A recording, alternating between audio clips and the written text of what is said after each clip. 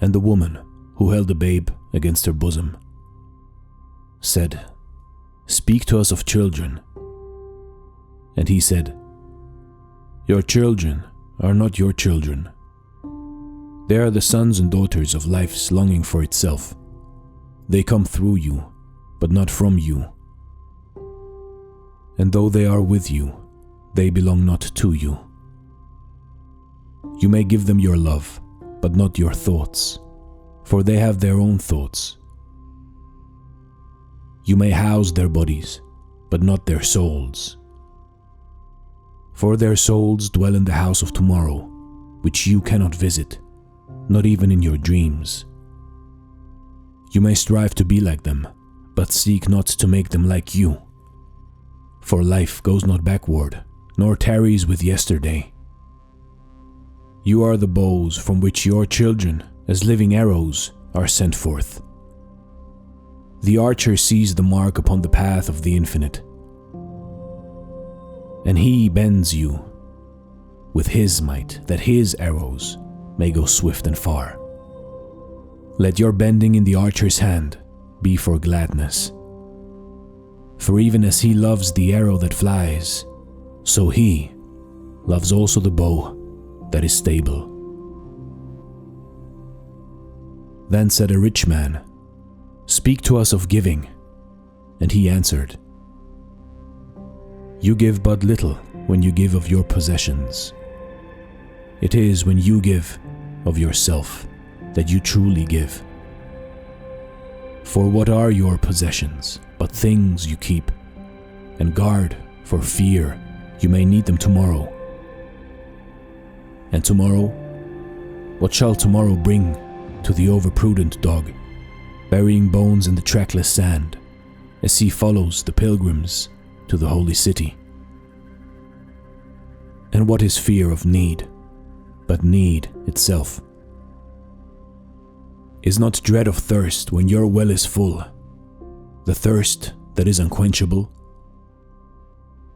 There are those who give little of the much which they have, and they give it for recognition, and their hidden desire makes their gifts unwholesome. And there are those who have little and give it all. These are the believers in life and the bounty of life, and their coffer is never empty. There are those who give with joy, and that joy is their reward. And there are those who give with pain, and that pain is their baptism. And there are those who give, and know not pain in giving, nor do they seek joy, nor give with mindfulness of virtue. They give, as in yonder valley, the myrtle breathes its fragrance into space. Through the hands of such as these, God speaks, and from behind their eyes, He smiles upon the earth. It is well to give when asked, but it is better to give unasked, through understanding. And to the open-handed, the search for one who shall receive is joy greater than giving. And is there aught you would withhold? All you have shall some day be given. Therefore give now, that the season of giving may be yours, and not your inheritors. You often say, "I would give, but only to the deserving."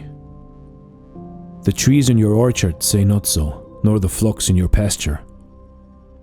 They give that they may live, for to withhold is to perish.